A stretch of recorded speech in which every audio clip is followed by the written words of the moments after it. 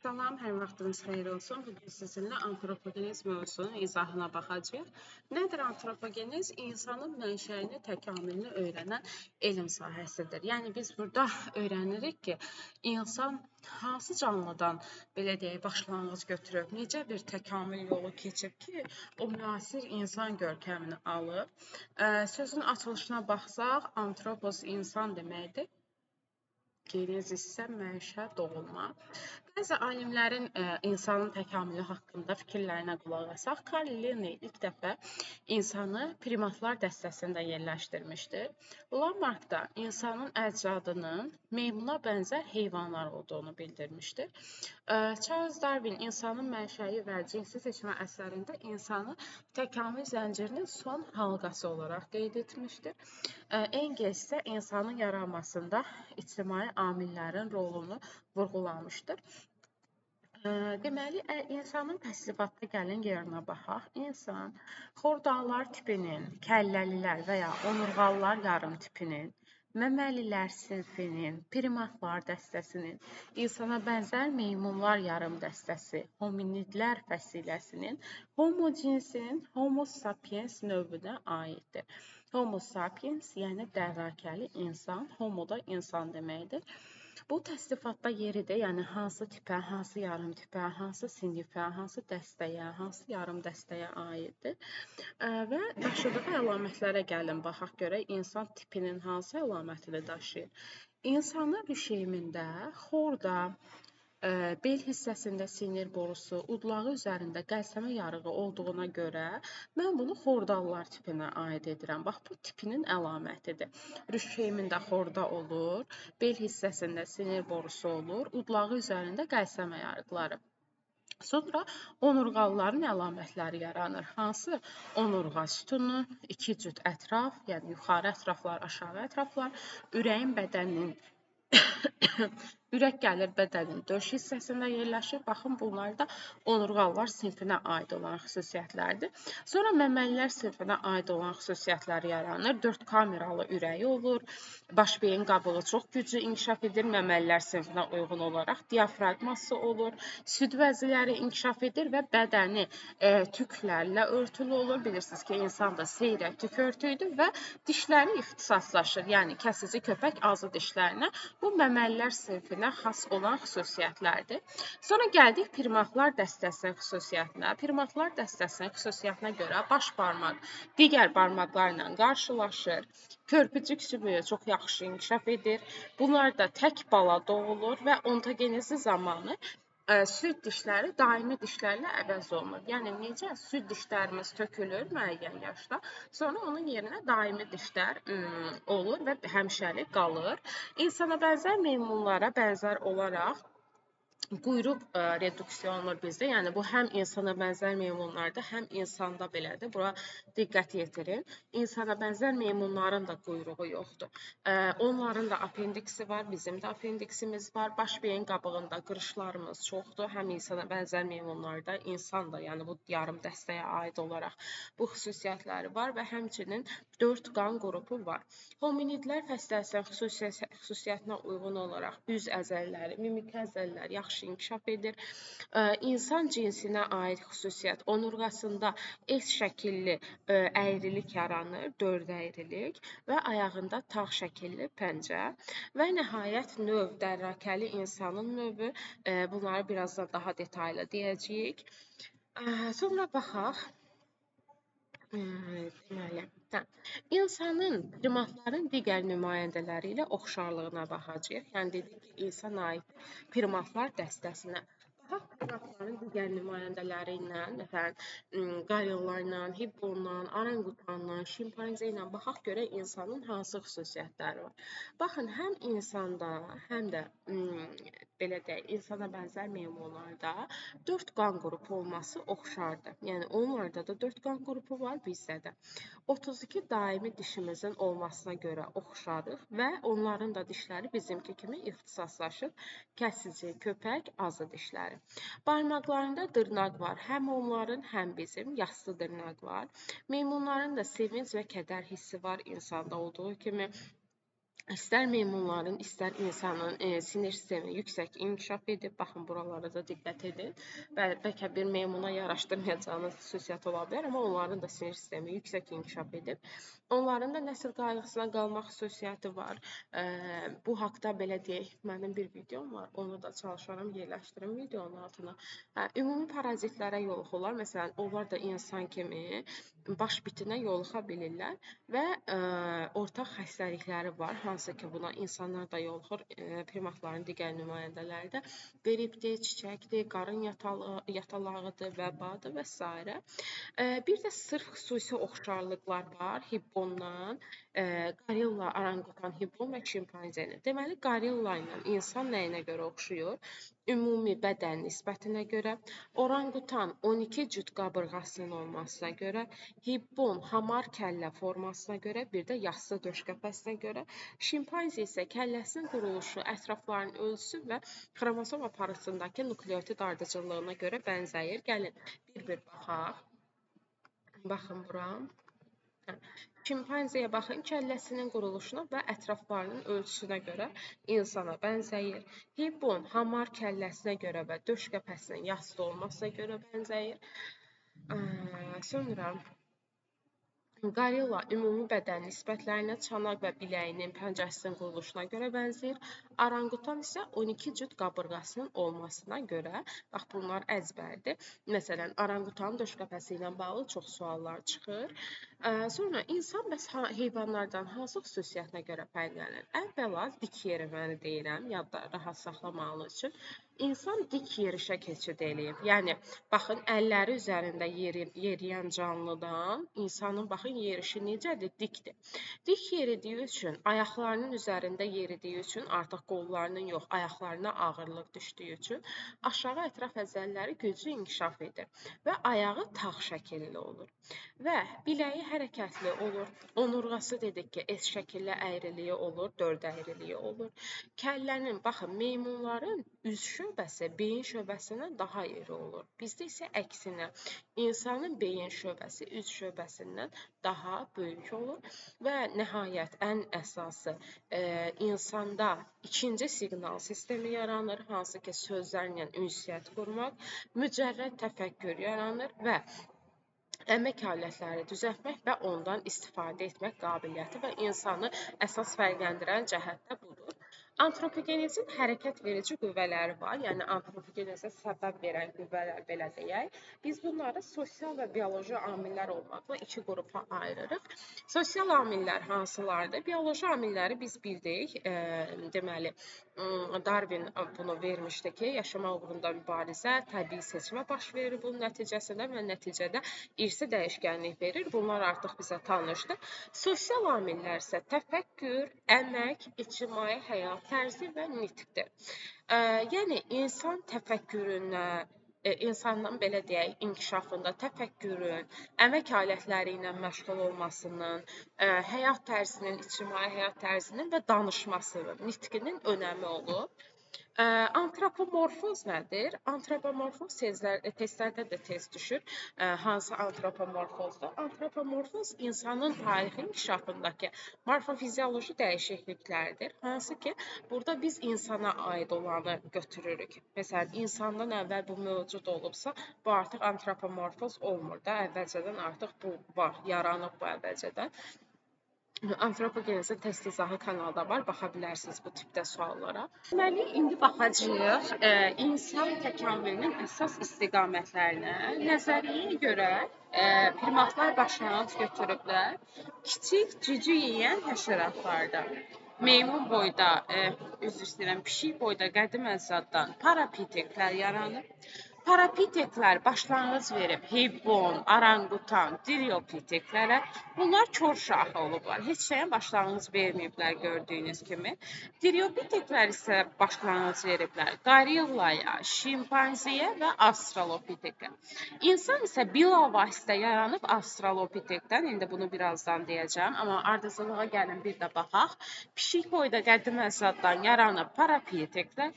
Parapiteklər başlanğıc verib H, O, D. hibbon, orangutan, diriopiteklərə. Diriopiteklərdən isə başlanğıc götürüb gorilla, avstralopitek, şimpanze. Bunu deyirəm qaş şəklində yadımda saxlayıram. Bunlardan piteklər, axırı piteklə qutaranlar başlanğıc verib. Baxın, bunlar hamısı kör şaxədir. Hibbon, orangutan, gorilla, şimpanze haqqında da biz danışdıq ki, bunlar insana bənzər meymunlardır. İnsana sırf nələrinə görə bənzəyirlər. İndi gəlin parapiteklər haqqında danışaq. Parapiteklər qədim insana bənzər meymunlar olublar və yaşayıblar Afrikada, Asiyada, Avropada və hibbon, orangutan, diriopiteklərə dediyim kimi başlanğıc veriblər. İnsana bənzər meymunlardır. Baxın, testdə görürük, variantlarda verilib, məsələn, parapitek, pitekantrop aydınlaşdıra bilmirik. Hansı insandır, hansı meymun. Baxın, axırında bunun pitek var. Demək, bu meymundur. Qədim insana bənzər meymundur və yaşayıb Afrikada da, Asiyada da, Avropada da. Diriopiteklər neogen dövründə yaşayıb bunlar, bunu yadınızda saxlayırsınız. Başlanğıc veriblər gorillaya, avstralopiteklərə və şimpanzelərə. Bunlarda nə yaxşı inkişaf edib? Beyinləri, görmələri, eşitmələri yaxşı inkişaf edib və əlləri ilə hətta əşyaları tutub tullaya bilirdilər. Səmti təyin edə bilirdilər rahatlıqla. Bu, bunların xüsusiyyətləri. Sonra gəldik avstralopiteklərə. Bunlar Cənubi Afrikada sürü halında yaşayıblar və yırtıcı olublar. Bunu yadınızda saxlayırsınız. Boyları qısa olub, hardasa 120-150 sm arası, amma beyinlərinin həcmi də olub 650 sm kub. İnsana ən çox bənzəyirdi bunun sümükləri ilə dişləri. Daşdan, sümükdən alət düzəldib və dik gəzir. Avstralopiteklər başlanğıc veriblər bacarıqlı insana. Deməli, bacarıqlı insanlar, yəni hansılar ki, məsələn, xırda daşlardan kəsici alətlər hazırlayırdılar. Bunlar artıq əmək alətləri hazırlayıb, yəni bacarıqlı insana başlanğıc verib. Bacarıqlı insana biz deyirik Homo habilis. Baxın, Homo sapiens dərrakəli insan, Homo habilis bacarıqlı insan və bunlar da bacarıqlı insanda yırtıcı olub, daşdan alətlər düzəldib, yastı barmaqları olub, ən qədim insanlardır. Yəni, daha doğrusu başlanğıc veriblər bunlar da ən qədim insanlara, bacarıqlı insanlardan, baxın, belə bir ox çəkə bilərəm ki, ən qədim insanlar başlanğıc götürüb. İndi gəlin danışaq insanın yaranması prosesindən 3 mərhələyə bölürəm. Ən qədim insanlar və ilk müasir insanlar.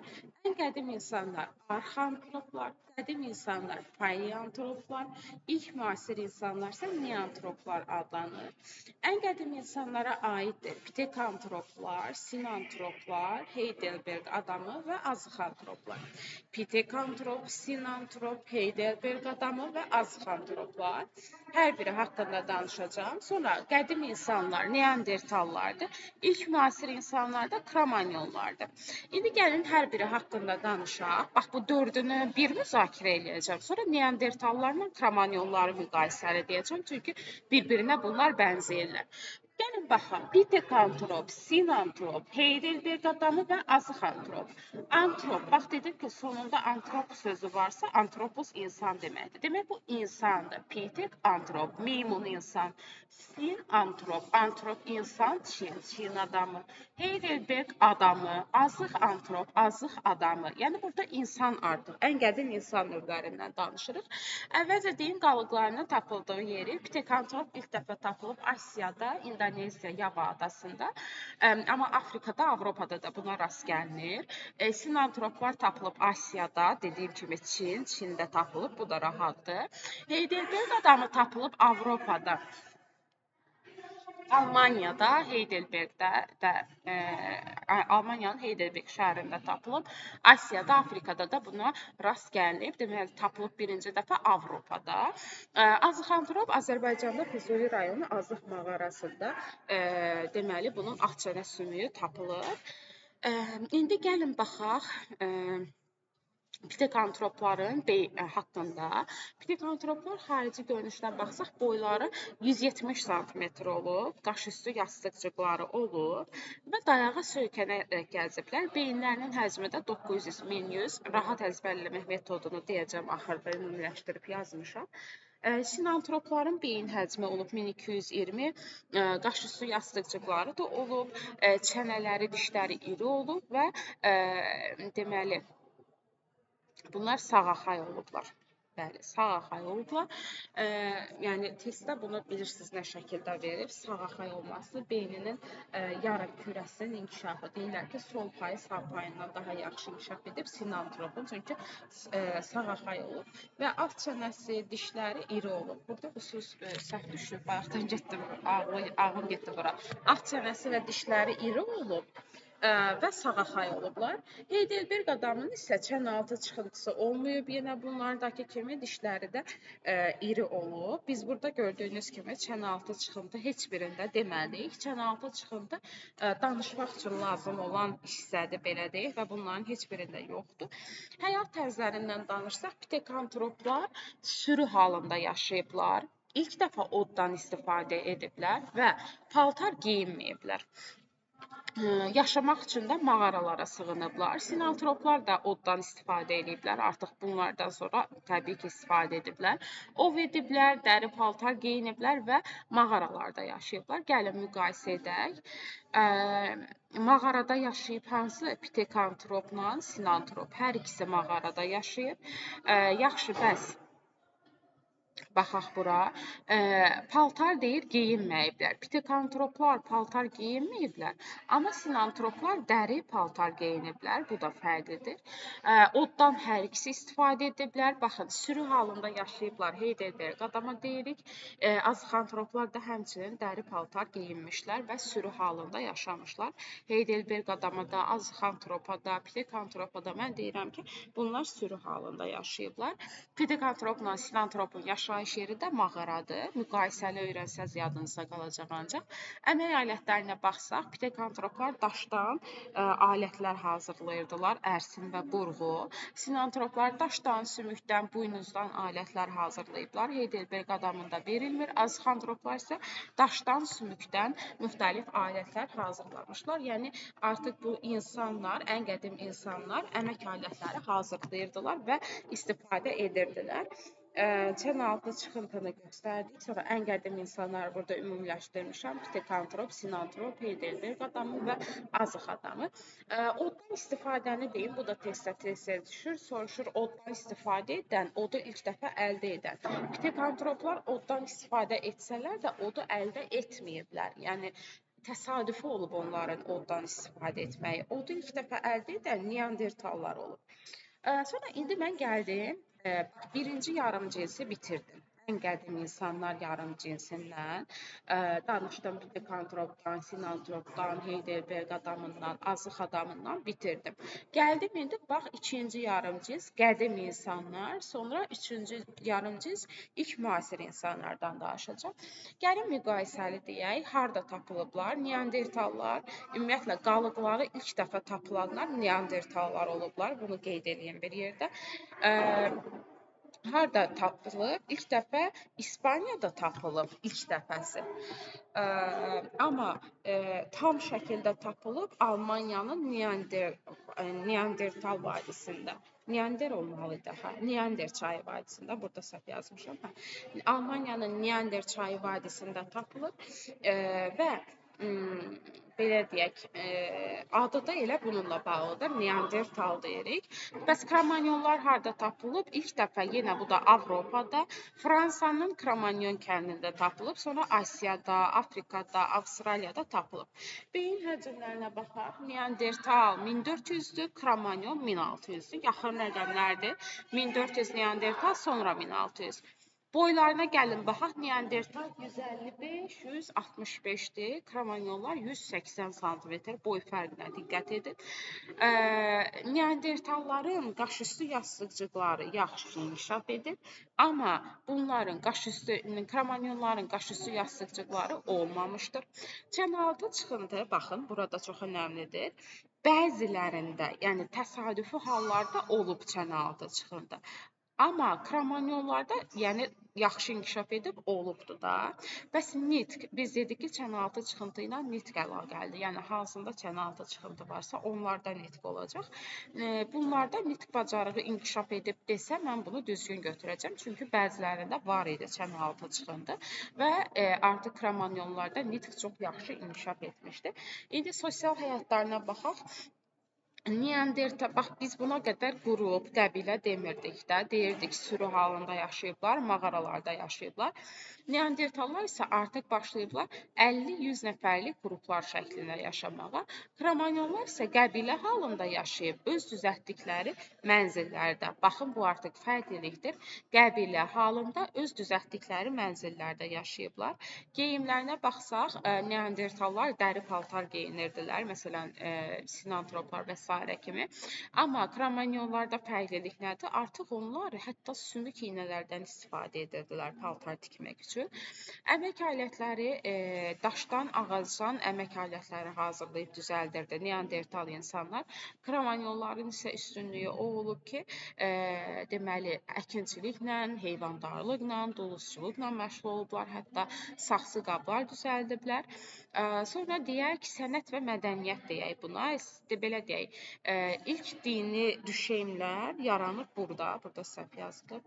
İlk dini rüşeymlər yaranıb neandertal insanlarda. Bir də bunların mitoxondrisinin DNT-si insan növünə çox yaxın olur. Bunu da yadınızda saxlayın. İlk dini rüşeymlər yarandı. Deməli, neandertallarda. Burada isə daha da inkişaf edib. Dini ilə daha çox inkişaf edib. Sonra kromanyonlar artıq qaya üstü rəsmlər çəkiblər, əşyalar bəzəyiblər. Bu da kromanyonlara aiddir. Məskunlaşmasını da dediyi onsuz da neandertallar mağaralarda da yaşayırdılar, sığınacaqlarda da. Kromanyonların isə daimi mənzilləri olub. Onlar özlərinə daimi mənzillər tikiblər. Ən yenilərini deyəcəksiniz kromanyon insanlarda. Baxın, diqqət yetirin. Məsələn, mənzillərdə yaşamaq, qəbilə halında yaşamaq, paltar tikmək, dulusçuluq, əkinçilik, qaya üstü rəsmlər, əşya bəzəmək, bunların hamısı, yeniliklərin çoxusu aiddir kromanyonlara. Kromanyonlardan başqa hamısı kannibalizm olub bunlarda. Nə deməkdir? Öz növünün nümayəndəsini yemək. Beyin həcmlərini, baxın, burada müqayisəli yazmışam. Ən aşağı olan Australopitekdir. Baxın, bunu yadınızda saxlayın. 650. Sonra sırayla, deməli, biz vermirik burada Heidelberg adamdan azıxantropu. Pitekantropda 900-1100'dür. Sinantropda 1220'dir. Neandertalda 1400. Kromanyonda isə 1600-ə bərabərdir. Boyun uzunluğuna baxsaq, Australopitek 120 cm, Neandertal 155-165 cm, Pitekantrop 170, Kromanyon 180, aşağıdan yuxarı dedim. İnsan irqlərindən də danışaq buradan. Dünya əhalisini biz xarici görünüşünə görə, baxın, diqqət getirin, xarici görünüşünə görə 3 əsas qrupa bölürük və deyirik ki, 3 irq var. Avropoid, Mongoloid və ekvatorial irq. Avropoid irqinə başqa sözlə ağ irq də deyilir. Görürsünüz şəkildə bu irqə mənsub olan insanların sifəti dar olur, burunları nazik və uzun olur və yumşaq saçlı olurlar. Mongoloid irqinə aid o biz sarı irq də deyirik. Bu irqdə qara yanız, enli, yastı sifətli, sərt saçlar olur, sərt və düz saçlar olur. Və negroid irqinə qara irq də deyilir başqa sözlə. Bunlarda daha çox qıvrım saç olur, dəri tünd rəngdə olur və göz rəngləri də tünd olur. Burunları isə nisbətən enli olur. Nisbətən enli və yastı. Testlərdə düşür, genetik fərqi var, fərqli, təkamül nəbinə xeyir. Bu sadəcə mühitin təsiri ilə əlaqəli olan bir şeydir. Bu qədər dərsiniz bura qədər. Ümid edirəm ki, kimə faydalı oldu. Videonu bəyənib şərh yazmağı və dostlarınızla bölüşməyi unutmayın. Kanalıma da abunə ola bilərsiniz ki, yeni yüklənən videoları qaçırmayasınız. Sağ olun, salamat qalın.